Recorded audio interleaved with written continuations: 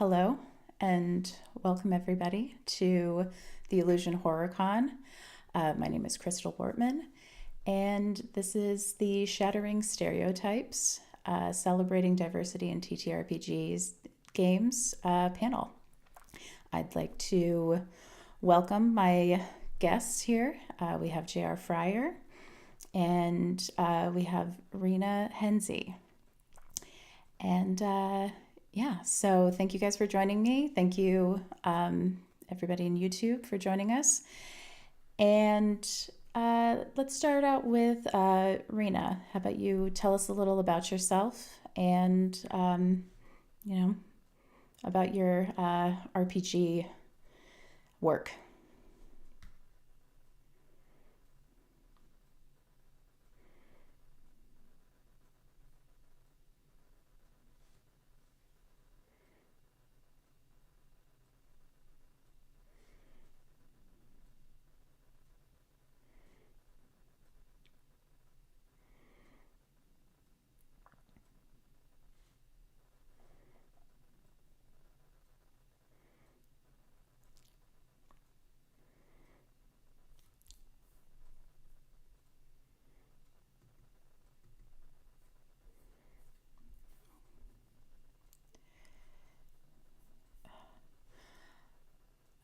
Sorry, 1 second. Rina, apparently you're muted on YouTube. So, yeah, I don't know either.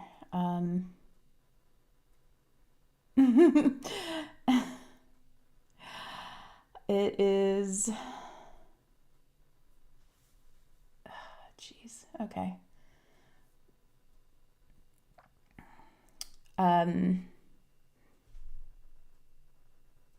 Do.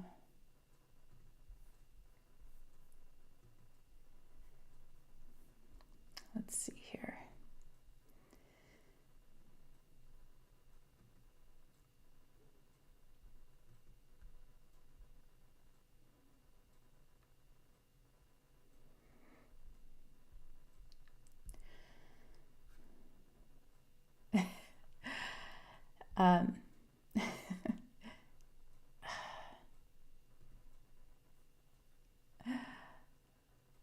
I know, seriously.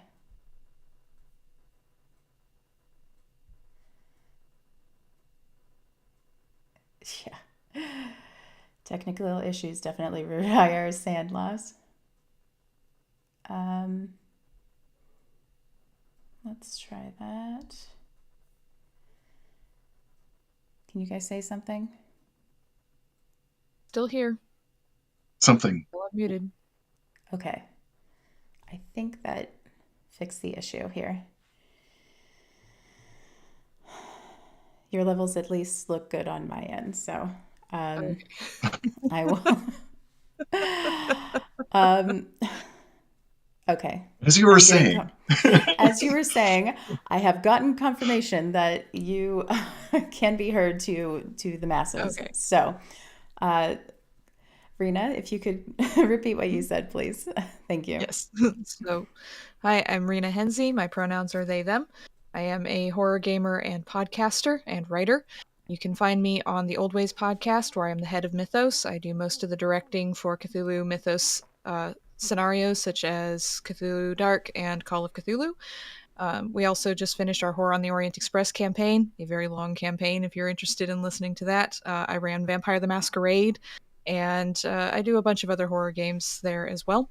You can also find me on Ain't Slave Nobody, the Gold Emmy Award winning podcast, where we're playing Down Darker Trails currently, and I'm also involved in a bunch of the other horror games that we do. You can also find my scenarios for the Miskatonic Repository on DriveThruRPG. I write quite a bit of scenarios for Call of Cthulhu. It's one of my favorite systems. But you'll find me playing just about any horror system anywhere to be found. I spend most of my time playing games. Excellent. Thank you. JR, please introduce yourself. Hi, I'm Jason Fryer, he, him pronouns. I am a writer, game designer, and general curmudgeon. I've been playing role-playing games since 1979 and began Call of Cthulhu in 1981. So yes, I've been playing horror games for quite some time. I write for Cult Divinity Lost. Any nominee for best writing for the Game Masters module or Game Masters Guide Beyond Darkness and Madness. I occasionally show up on Lost Caravan podcast or Twitch channel for actual plays for horror, and we're about to start broadcasting with Blood Dipped Wings, called Divinity Lost, actual play. Ooh. Very And exciting. I'm glad to be here. Thank you. We're glad to have you. Okay. So, I think to kick this off, something that we were talking about a little bit before recording, but maybe more of a general question. So, how can players and game masters create diverse and authentic characters without falling into, stereotypical portrayals?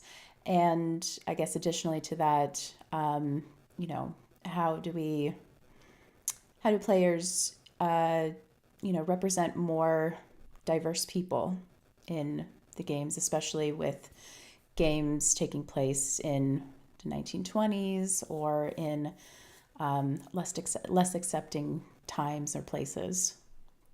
So, anybody want to take it away? I think there's this perception that until the last couple decades or so, history was very cisgender and heterosexual for the most part. And a large part of that is because of who history is written by. The truth is that history all throughout the centuries is a lot more diverse gender-wise than we like to think about. And so when people approach, say, the 1920s in Call of Cthulhu, the idea is you can only have male characters, female characters, when actually there was a lot going on in the era for transgender characters. There was the first trans clinic that was being set up actually in Berlin. Weimar Berlin started in 1919. You have all over New York as well. You had enclaves for lesbians, for gay men, for what they were called cross-dressers at the time, right? But trans people as well. And so you can actually play these characters. You can play gender diverse characters through just about any age because they existed. We have existed for this entire time. We didn't go anywhere. We're still not going anywhere. But I really encourage people to explore gender diversity beyond just, well, what we know is male and female in the 1920s or the 1880s or even all the way back into Invictus era. You had the Roman Emperor, I'm pronouncing the same, Elgalabus, I think it's a mouthful, who dressed in women's clothes and preferred to be called Domina instead of Dominus, and wished that they had someone who could give them female parts, let's say, to keep it PG-13. And they have now been classified as a transgender person, officially, as a woman. You know, we have these people who we're still just learning about, but the point is, we're everywhere. You don't have to stick to this cishet idea of what history looked like. And I really encourage people to play those characters. I play a non-binary character in Down Darker Trails on Ain't Slayed Nobody. They use they, them pronouns. Would they have used them at the time? Probably not. That's the pronoun usage is a fairly recent thing, but it's true to the character. It's true to the idea of the character. You don't have to be 100% historically accurate there. There were women who dressed as men. There were women who were what we would now know as trans men who could get away with a lot in the Old West, right? Because there wasn't documentation. Nobody particularly cared to check. You were who you said you were. So, long roundabout way to say, history is not as straight and cisgender as we like to make it out to be. And I think it's very, very important in our games to allow people to explore those things, use the terminology from now, because that's true to the characters, even if it's not 100% historically accurate, but we have big tentacle things from out of space, so being 100% historically accurate I don't think is 100% important. Mm-hmm. Yeah, I mean, the one key thing is to just do your research. I mean, there's so much. I mean, we have access to all this wonderful knowledge, and we have an opportunity to explore diverse roles, gender, culture, race. It's we can sticking to a binary concept of the 1920s. I mean, yes, Call of Cthulhu was written by a gentleman that had very severe thoughts and beliefs. We don't need to be defined by that. And we can actually take those ideas and make them our own and take horror and concepts like gender and race and explore them on a more profound level than just checking off the boxes. Uh, I mean, unfortunately, this seemed to be a pervasive thing in role playing games, especially when they began in the 70s and 80s, that we still had those concepts. Oh, you can't have a female fighter. Oh, it's just absolutely ridiculous. Just take a look at history, do some research, and actually try to explore something. So you're absolutely right. I mean, in its nature is also about exploring otherness, right?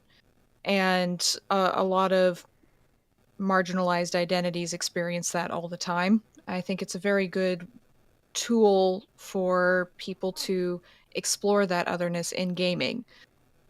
It's also important for those of us who are marginalized identities to be able to use our own identities in gaming as well. But I think it works for everybody, right? I can play trans characters as a trans non-binary person, but also other people can explore differences in gender and all of those things in gaming. I figured out I was trans by role playing uh, trans characters, right? When I wasn't sure who I was. I figured it out through gaming. And it was through gaming in the 1920s playing a trans character, right? And I feel like it can help a lot of people figure out themselves, but also learn to respect and understand others, whether it's in the culture of, oh, this was what it was like in the 1920s for this, or relating to people of marginalized identities now, putting themselves in their shoes, so to speak. Mm-hmm. The only one danger that I've seen in role playing is that, especially with horror, is people taking tropes and narratives and then just pushing them to the wrong side. Mm-hmm. There's especially during the 80s with the fear of AIDS and things like that. They've just horror is a transgressive concept and it's a transgressive genre. So a lot of people just pushed it to the extreme, and I don't think that's what we need to be doing. It's we need to explore it with respect and understanding, not let's just let's make the worst of possible concept, especially with female horror. For example, Bluebeard's Bride is one of the best written games I've ever seen. However, I've seen games that just go very dark and very to the point of just being insulting and damaging. Again, understand the subject that you're actually dealing with. Do your research and then explore it with compassion and understanding and knowledge. And don't queer code your villains all the time. We do love a queer villain. Let's not get that wrong. Sometimes we do love a queer villain. Thank you, Loki. But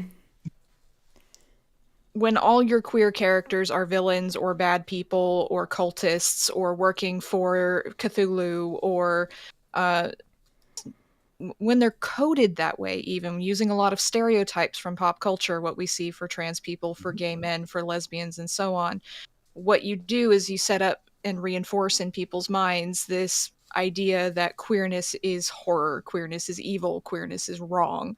And so when you bring queerness into your games, and I'm speaking specifically about queerness as a queer person, you have to make sure you have a mix in there. You have to have queerness that is represented as good, as ambivalent. You don't have to, good wash, so to speak, all your queer characters, because that's not realistic either. And Hmm. again, we do love a gay villain sometimes, or a trans villain. But when it's all the time, then you're making a stereotype. This is what TV and pop culture did to us for a very long time, where they would give their villains, especially the flamboyant ones, queer traits, or trans traits, like they'd be the shapeshifter, the only shapeshifter there, or they'd be a flamboyant gay man, things like that. And we want to move away from that in our gaming. We need to have a diversity of these characters on different alignments, to use D&D terms, right, throughout your stories. You want to make sure that you're not just putting us in one category throughout your games at your table. Research. Yeah. Research. Yes, as you were saying. Yeah, I guess along those same lines, with, doing your research, um, what are what are some specific steps that, players, GMs can take to make their characters, make their worlds, make the world building of their scenarios more inclusive? I know, there's a lot of talk about doing research, but what does that actually entail? Should we be talking to people who are queer, who embody the traits of the characters that we want to play or write about, etc. Oh, yeah, absolutely. Uh, Talk to everybody. I mean, that's what this wonderful hobby slash experience is to not just play other people, but to role play with others and to encounter others. Just basically to share in a conversation. So, on your most basic level, just talking to people of different cultures, gender, and race. Just basically try to understand their perspective, have some empathy, and then gain from that. Unfortunately, in a good example is Hollywood trying to take movies and concepts from the Asian market, especially J horror. For example, The Eye, which was, I believe it was Chinese movie. Their concept of basically the horror was a person gets a transplant in their eye and now they can see ghosts. In the Asian culture, a ghost has a lot more connotations than over here in the West. Over here in the West, the movie failed because they didn't grasp that concept. They made ghosts spooky, and that's the only thing. Ghosts in the other cultures have much more resonance and depth because they represent regrets and emotions. And that's where the horror is the emotion. These entities represent something that has been lost, something that has been unfulfilled. And that resonates a lot more deeply than just boo. So the more you can look at what the meaning of the horror is and what things represent, the easier it is to translate that into your narratives and into your characters. So a character will respond differently depending on what their perspective is. When it comes to playing a queer character specifically, or writing them for your games, one of the things that I do is just I go and I look up famous people, or some might call them infamous at the time, depending on how they were treated, right? And look at what was going on with these queer people at the time. Like, for example, King James, he of the Bible, right, was a gay man. We're learning more and more about that now. So if I'm playing a game in that era, I'm going to go look up people like him. I'm going to look at what were thoughts of the time, what were concepts of the time, who were other people in this time who were in that same circle, right? One of the things I did when I started playing in the 1920s was I did research on trans people at the time. That's what led me to the Weimar Republic and how, or the Weimar era, and the first trans clinic that was set up there, and all the groundbreaking research that was being done at the time that I had no idea. So I go to Google first. Google's my best friend. And then I go to the library.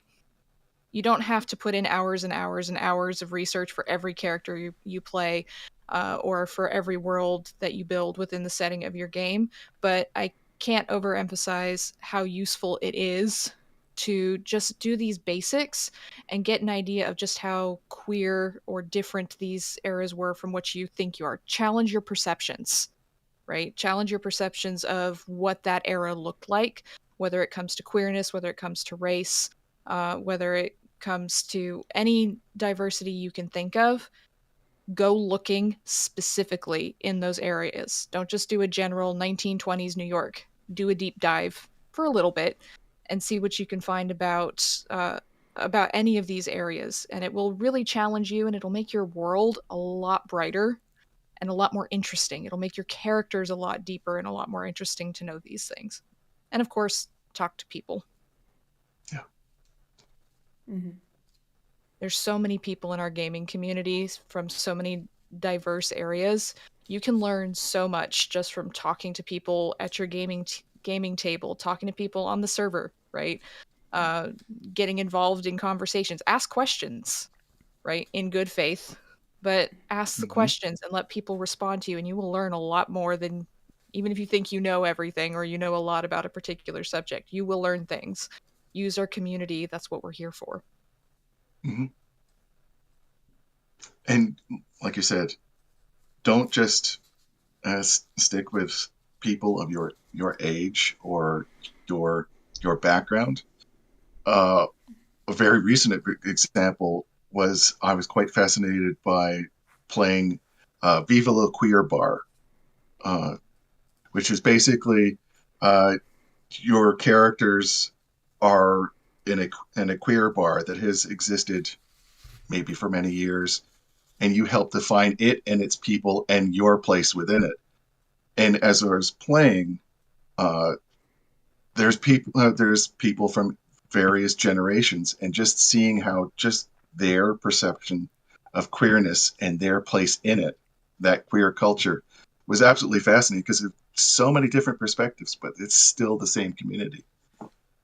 And play games with a variety of people. I recently had the pleasure of playing a game of Coyote and Crow with Logan Boyce at a convention recently, Big Bad Con, and it was a very different game setting and feeling for me, playing a Native American game with a Native American GM, and I learned so much. And that was what he told us, that's what the game was intended for, right? What was helping us learn these other perspectives. I learned so much just about how to portray Native American characters as NPCs or as PCs, cultural relevance, elements that we shouldn't use ever, things that are appropriate to use if you do your research into them. It was an amazing experience that I wouldn't have had without seeking out that particular game with that GM, right? So play with people of color, play with queer people, play with GMs from different backgrounds, seek them out for your table as well. You can find just about anybody and learn from those experiences. A friend of mine is writing a scenario that's a really good scenario called Harbors Express Third Class, where everyone plays people of color in the 1920s in the third class coach. And it deals a Mm. lot with the experiences of people of color at the time and what you would have had to deal with. And I learned a lot just by reading it. And it's something that never even crossed my mind, right? You have a socialite who's stuck in third class just because she's from Jamaica, right? Mm-hmm. And that never crossed my mind. She's rich. She has a lot of money. Why is she in the third class? That's why. And so seeking out people for your table, seeking to play games with other people from different backgrounds is going to be one of the best possible things for you as a gamer and as a GM. And I might argue that it's more fun, right? It gets a little boring playing the same person or playing the same worlds, having the same experiences over and over again, right? It's make it a little bit more exciting to, that's kind of what Get outside role your playing, yeah, that's what role playing's about, right? Getting outside your comfort zone. Horror's discomforting by its very nature. Don't stick to your comfort zone when you're playing. Mm-hmm. Agreed. And it's a wonderful playground to explore, as long as you keep your safety rules and keep your empathy. Horror is a wonderful mixing place to test those threads and those narratives and actually see what you want to experience.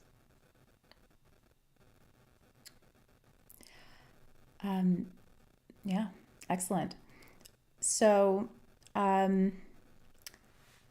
think from here, maybe we should get into a little bit about unconscious bias and addressing that within our games, within our writing, within, just our games in general. If you can talk about things that you can do. Obviously, we've already talked about research and those steps that you can take, but unconscious bias, it's unconscious, right? So, if you see something at your table that could be unconscious bias, how might you address that in game or after game, or what would be appropriate? It's a good question. Yeah. Did you want to go first? When it comes to games that I'm running, if I see something coming up, if it's a larger issue, like I've had people dead name a character, for example, because, oh, that's what we would have done at the time. Like, well, that's not what we're doing in this game. So can you please use their name? And then I will talk to them after, right? But I will correct there. If in general, it tends to be a light touch in the game to make sure this is something we don't do, or can you think about maybe why you said that, or why you thought about that, and then we discuss it in detail after the game to address the issue, right? Whatever that might be. When it comes to writing, for example, in my own writing, I have sensitivity readers. That's something that I highly recommend to anybody who does writing for whatever it is, Miskatonic Repository, Storyteller's Vault, whatever. Get people to read your text specifically for bias, whether it's queer bias, racial bias, disability bias, any of those things. Right? I do sensitivity reading for other people for some things, but you're not going to pick up everything. And this comes for your games as well. You're not going to know all of your biases. That's why they're called unconscious, right? You're not aware that they're there. But having someone else that you know from that community who can pick it out and say, hey, this coding for this character is very anti-disability. You might not realize it, but here's how, and here's my suggestions for changing it. That can be world changing for your game and also help you avoid some of those pitfalls. Cannot recommend it enough. But also being willing to learn from people at your table when you're running games, or from other players, the GM, when you're a player. If someone calls you out on it, right, our normal reaction to getting called out on things is to get hostile or aggressive, or, oh, I didn't mean that, instead of reacting with hostility or panic. Mm-hmm. Thank you for telling me. What can I do to fix this? And then addressing it and looking for it in the future. We all have unconscious biases. There's things that have been trained into us, whether it's by our parents, by culture, by things we've experienced. that it doesn't make you a bad person. I would like to point that out first and foremost. It does not make you a bad person to have them. What determines your character is how you react to being told that you have them, right? And so gaming is a way we can address those biases in what I hope would be a safe space. Mm-hmm. And I know I've learned a lot about my own unconscious biases through things coming up in games and someone pulling me aside and saying, hey, the way you worded this was a microaggression, or it told me that you perceive me this way, and I had no idea. So listening to each other, learning from each other, and sensitivity readers when it comes to the games that you write. I think you pretty much said everything, Tara. I mean, yes, you. And as you said, don't take it as a that you have shown your personal bias or anything. You've just made a mistake.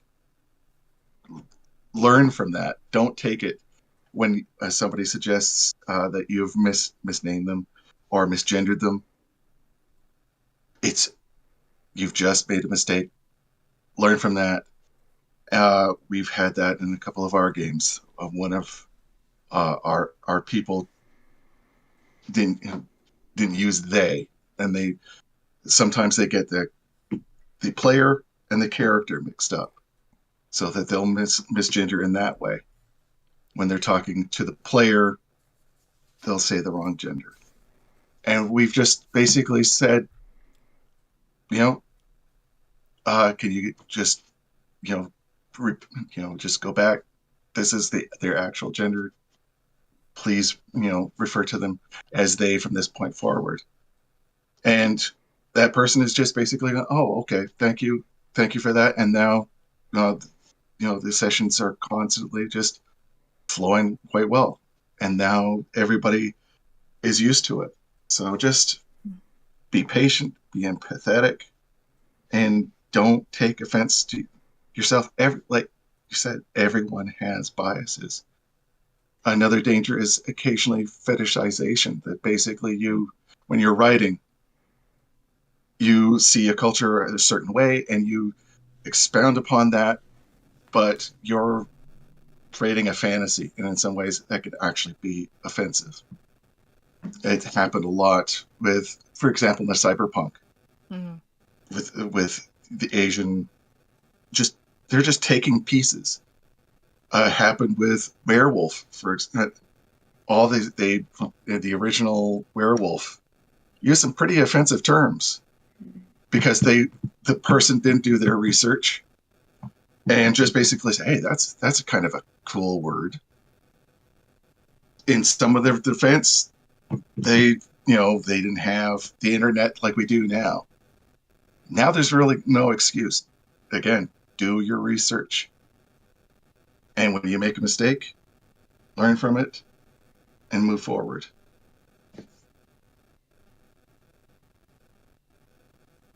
Okay. You said that so much more eloquently.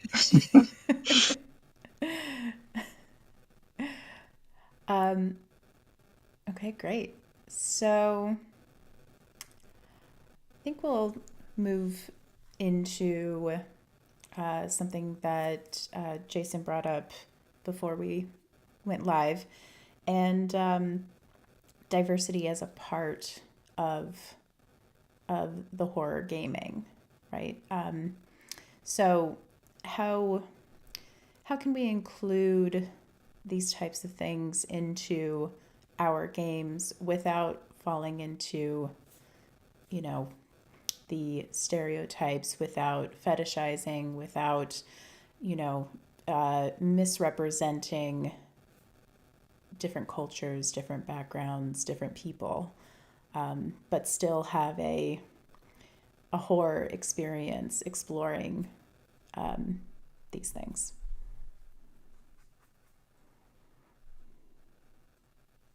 Do you want to go first?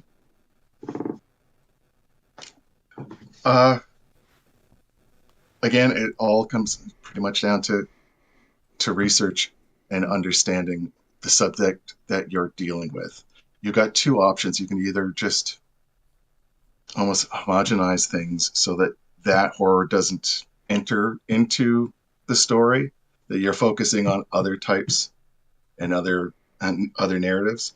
But if you're going to deal with a specific horror, for example, feminine horror, like in Bluebeard's Bride, make sure that you're not injecting your own biases. There are several subjects that, yes, for example, assault, uh, inequality, and even pregnancy. These are very dangerous subjects, and they can be pushed to the extreme. It's a transgressive concept of horror, but you still need to respect the subject. When you're exploring these very difficult subjects, you need to understand what you're exploring from from the other's perspective. In Bluebeard's Bride, there are some really horrible subjects that are explored in that. You can't just push them to the beyond the limit until they become some kind of trope. Just basically understand what you're talking about and then explore it. Hopefully, the players, and if the players, for example, can try to twist it because their biases get interjected, just try to keep the safe space and help them understand what is being, what the narrative is basically trying to tell. Again, research, research, research.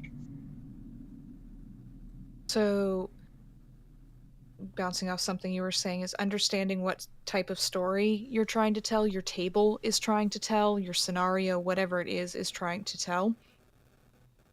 There's going to be games like the one I mentioned a few minutes ago, Harbor's Express, where it's focusing on marginalization. It's focusing on partially on horror that is real world, right? World horror in forms of marginalization. And that is the story that's being told. So people are going to experience that. They know that going into the game. It's all part of the pitch, right? Some people don't want to play that kind of game. Sometimes we just want to escape from real world awfulness, and we don't want to explore the marginalization of the era or slurs or any of the things that are going on. In which case, allow people to play those characters, those diverse characters, without having to deal with the horrors of the real world. Um, I played a character in Horror in the Orient Express who's a lesbian, and that's 1920s, right? She was closeted for the most part, uh, but she didn't experience any of the slurs or any of the side glances or anyone trying to ostracize her for being who she was. She was also disabled, and we dealt with disability issues for mobility, right? But not from society. It was more situational because as a disabled person, I didn't want to deal with that either in my 3-year campaign. So it's all in how you approach it. People are going to want to play these characters, disabled, trans, all of these different things. But you need to understand as the GM or as the player, what kind of story are you telling? And that's how you can help integrate the characters into the narrative, integrate themes into the narrative without making them too painful or without making them a trope. You need to understand where you're going with the story, and are you going for real world horror, or cosmic horror, or whatever kind of horror story you're telling, or are you blending them? And that, I think, comes into conversations between the GM and the player. When it comes to a game itself, you need to have those conversations, which is why I heavily advocate for session 0 for campaigns, and for safety tools for your one shots and shorter games. But it's conversation that has to be had in addition to the research. You need to talk to the players or talk to the GM if you are the player and get the idea of where you're going in the story and how are you going to play your character, or how are you going to direct your players' characters based on that? I mean, I can't remember the title. At Arcadia, it's a Cult Divinity Lost scenario. It revolves around a gentleman that is dying from AIDS and has basically brought his companions to say goodbye. The underlying themes of it, however, are basically he's being tortured in his dreams by another entity, which is basically tied to his own shame and guilt and being ostracized. And the whole concept of the scenario is just basically isolation and trying to understand that mortality. That in the 80s with the AIDS epidemic, that could be twisted very terribly if it's not handled well. When handled well, it could be a very deep, resonating concept, and the people can learn from that and experience that in a very in a safe space for something that was just a horrible period in history, as long as it's treated well, as long as you understand the story that you're trying to tell, which is a very personal and deep story, not just for the player characters, but for the NPC who is going through that process and literally the hell they are creating for themselves.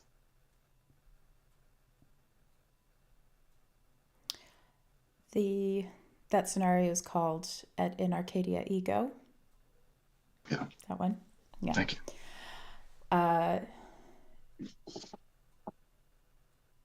Yeah. So, sorry, I lost my train of thought.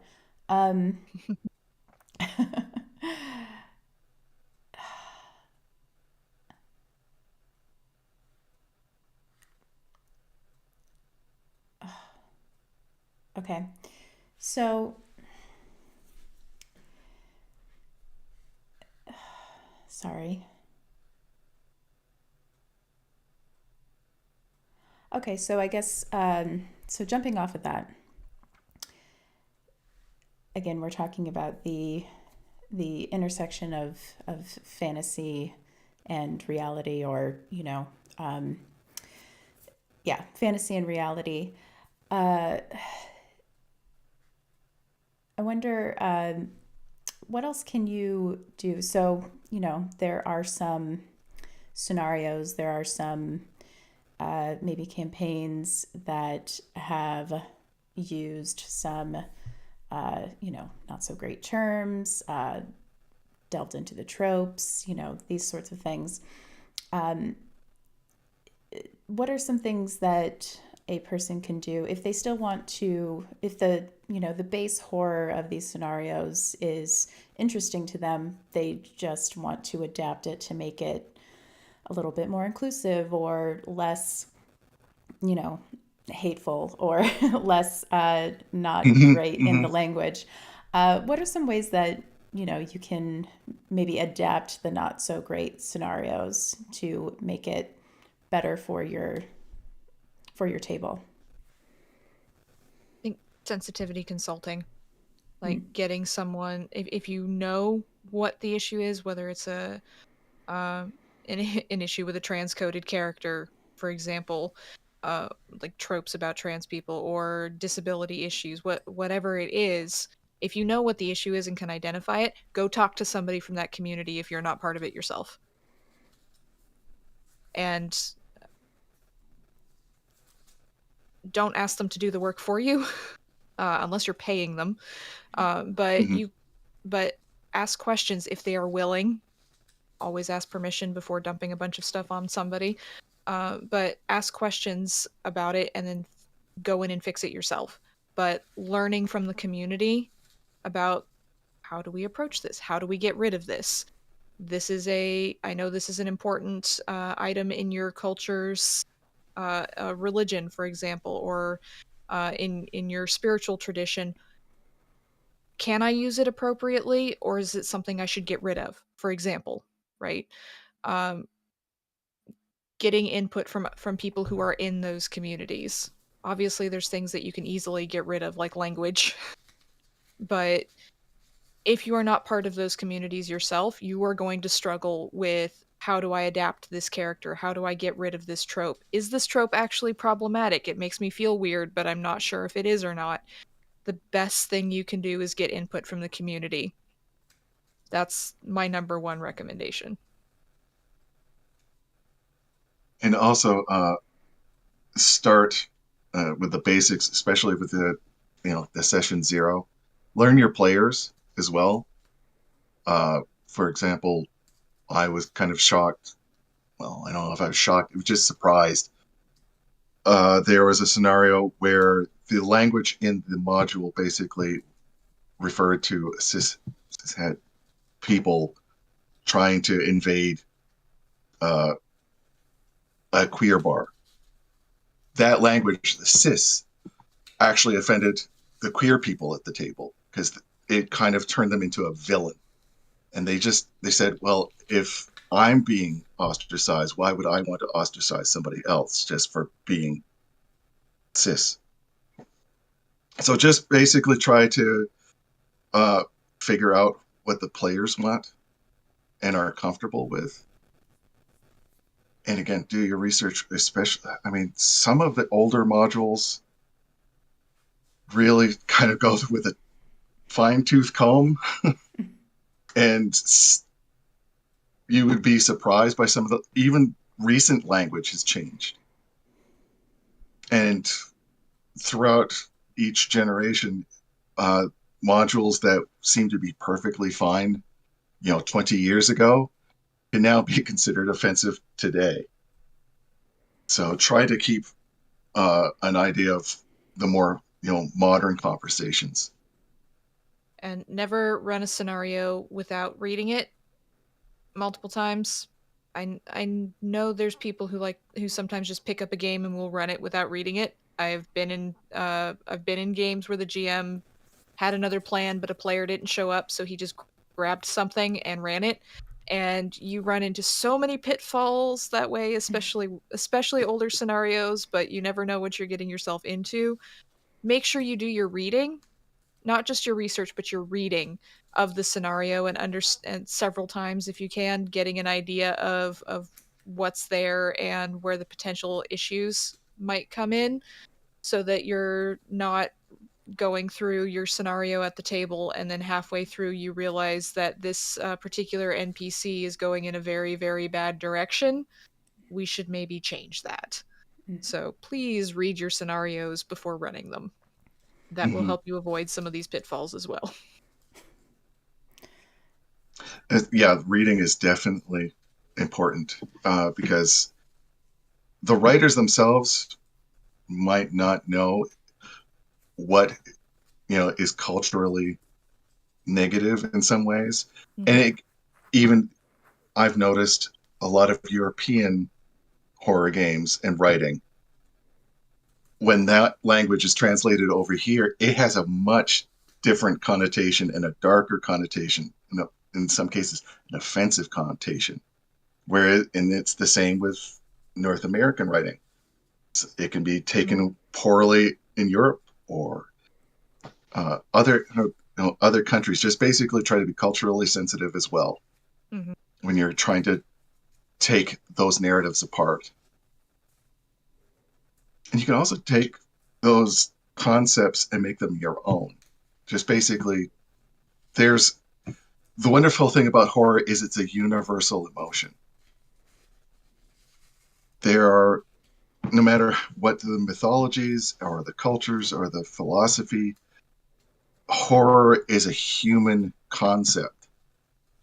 So there's always something that you can take and make your own and more modern and, again, more appropriate.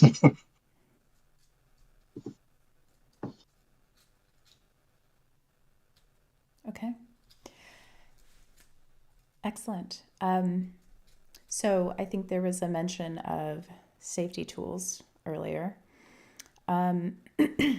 Excuse me. So, what are some safety tools that you two utilize for your tables to try to get the best experience with your scenarios, your campaigns, etc.?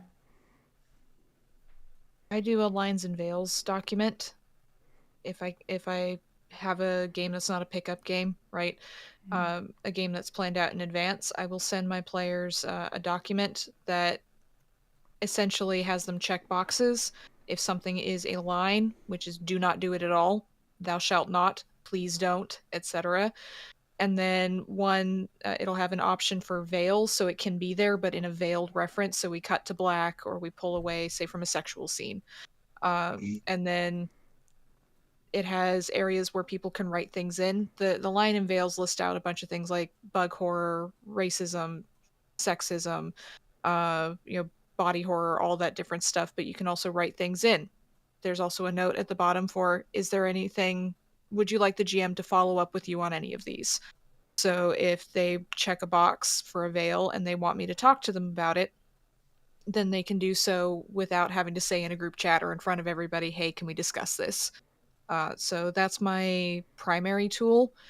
Session 0, if it's a game that's going to go more than one session, even if it's just a session 0 that's 20, 30 minutes before the start of the first session, right? Here's what the game's going to be about. Here are some things that are going to come up. Let's discuss your expectations. Let's discuss anything that you do not want in the game or that you may be uncomfortable with. Let's talk it out for 20, 30 minutes, whatever you need to do. And then during the game we use the X card. So either an X in the chat, X on the screen, whatever it is, saying stop, no, I'm uncomfortable with this. And we move around it, like in some cases just completely rewind, say, all right, that didn't happen, rewinding, this is going in a different direction now, or just cutting around saying, okay, now we're going in a different direction. I also utilize an open table policy, which I tell everyone about at the very beginning. You can get up and leave my table for any reason whatsoever. Just let me know that you're going in private chat or something so that I know you're gone and not just lost connection or whatever. But you don't need to tell me why. You don't need to tell me what makes you uncomfortable or if you're struggling with something, if you were triggered by something. You can leave. And that gives people a lot of agency, which is very important in gaming, especially horror gaming, and the ability to leave if they need to. Lines and veils is a very important safety tool. It's for somebody that's been running games since the early 80s. Safety tools were never really used way back. We just kind of went for common sense. And unfortunately, sometimes common sense was not shared by a lot of people. What I love about safety tools now is it kind of gives you that tool to basically not only protect your players and yourself and make that safe place so that you can actually test the limits because you know the limits now rather than just suddenly something goes wrong. I like the red light, yellow light, green light. Basically, red light, you do not go near that subject. That's it. Yellow, okay, we can maybe explore that. It's veiled. You'll usually go fade to black. Whereas green for in my games is we want that, bring it on. But it's also that list that, and unfortunately, a lot of players share the same things. So I have a good gauge, but it's always evolving.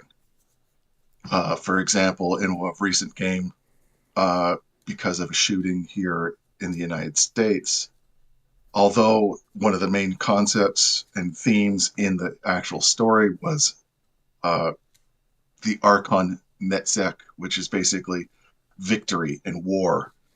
And they have a creature called the War Dog, which is basically just a complete gun freak. That narrative got wiped away mid-game because we didn't want to not only upset the players, but upset anybody that would be watching the show because it was just too relevant at that time.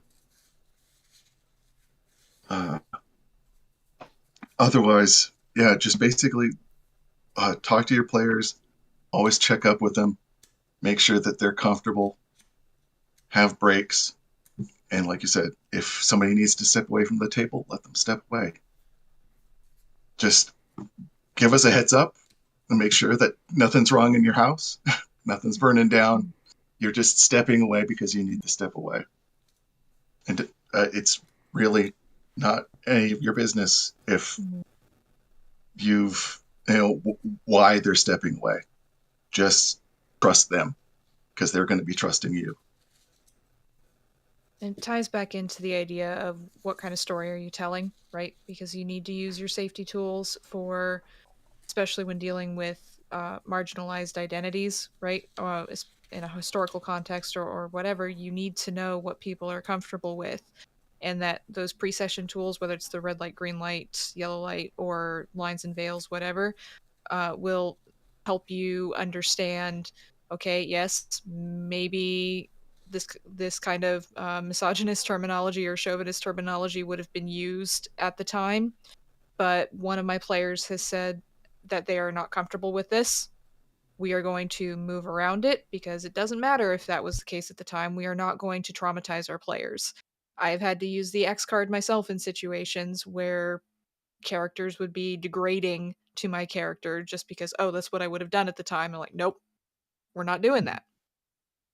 And especially for people who are of those marginalized identities who may not want to deal with these situations, racism, queer phobia, uh, anti-disability, whatever it is, safety tools are one of the most important things you can use in your game to make sure everyone's having a good time, but also that they're safe and enjoying the story. Because what good is it to have a good game, a good scenario, if you don't have a good time at the table? Mm-hmm. And the safety, one concept that I've seen people don't get, the GM is supposed to be safe too. If a player wants to go down the rabbit hole of a certain subject, you have every right to say, no, I'm not taking my story this way. Sorry, I'm not going to be involved in that. I mean, I understand your player character wants to do that. That's not the story we're telling. Cult Divinity Lost has its horror contract, which I've written about, where basically even before the session, it's like a session zero, you're kind of creating a contract with the players, between you, the GM, and the players. This is the story we're going to tell, and you break up what subjects are allowed, what subjects are not. So yeah, the more you understand up front, the more you can explore once you're into the actual story itself.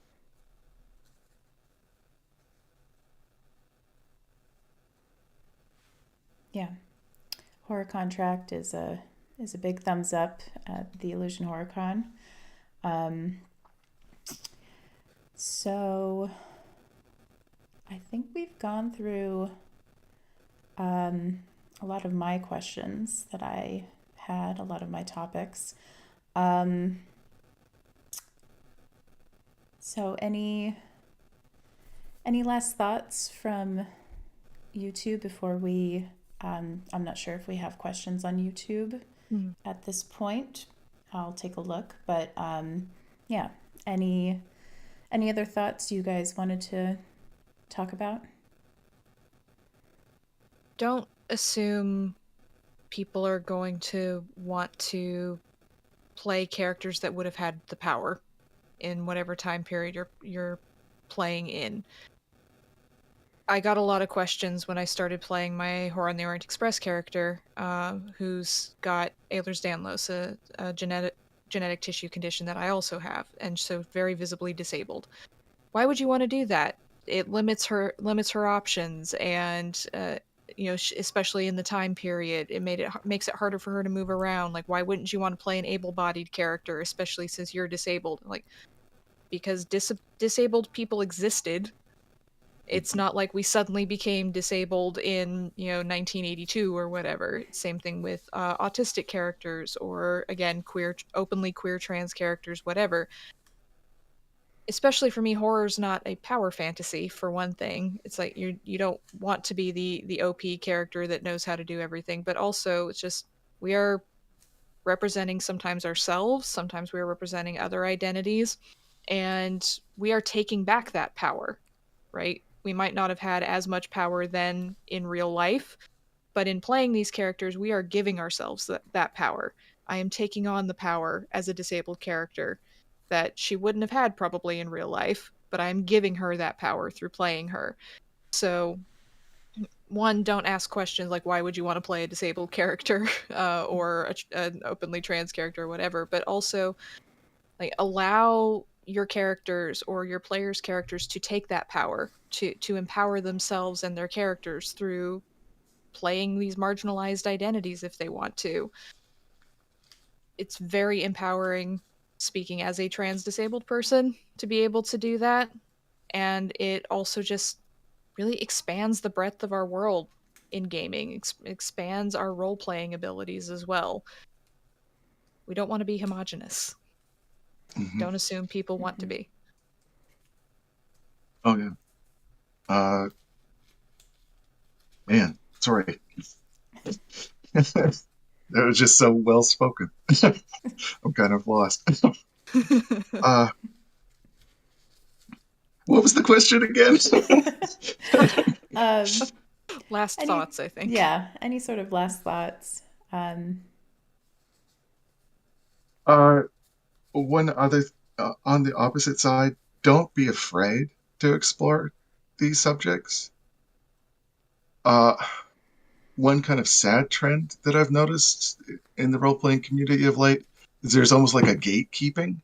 Like, you can't tell that story because you're you're not black, or uh, you're not queer. You can't tell those horror stories. Uh, yes, because we're all humans. If you can treat it with respect and understanding, yeah, you can write and explore those stories and create those characters. Uh, a good example, Lovecraft Country, Mm. which is an exploration of racism with and with the Cthulhu mythos. It's written by a white man, and it's a very impactful story. But he did his research. Mm-hmm. These are stories that are human stories. So just don't be afraid to test the boundaries and test yourself. Just do it respectfully. Yeah. I guess kind of my jumping off of these final points, my final point. Um, I feel like I encounter a lot of people who feel like RPGs are, they kind of approach it like board games, like there is winning and there's losing, you know. Mm-hmm. If you Mm-hmm. have a TPK, then you lost the game, or if you didn't find the thing that was supposed to be found in the game, then you lost the game, or if you found it, you won. I feel like with a lot of the, especially more, modern RPGs, it's not about winning or losing. It's more of an exploration of a story. You're in a movie, and you are a person in a movie who is exploring these feelings, that whatever human condition it happens to be, the story happens to be about. So I think maybe moving away from like, these are games in that you win or lose them, rather than and instead think of it as like, I'm exploring a different person, and a store, and a place where I haven't been, a time that I wasn't there for. Yeah, well, in some ways, it's always been hard for me to actually see differences, and it's just because of the way I grew up. My, uh, I guess my greatest inspiration was my grandfather. Uh, that's why I became a writer. The gentleman was quadriplegic. He used to be I mean, he fought in World War II, got polio, became a quadriplegic. I never saw the chair. I never saw that he couldn't do any, you know, certain things because the man literally typed entire manuscripts with a stick in his mouth. He was a writer first, a father second, and way down the line, he happened to be in a wheelchair. His story was basically being a human being. His disability was a completely different aspect. It was part of him, but it wasn't defining him. And I think that's the core essence of, bringing diversity into your stories. Human first, then you have the other traits. It's all the same story. It's a human story, and explore it.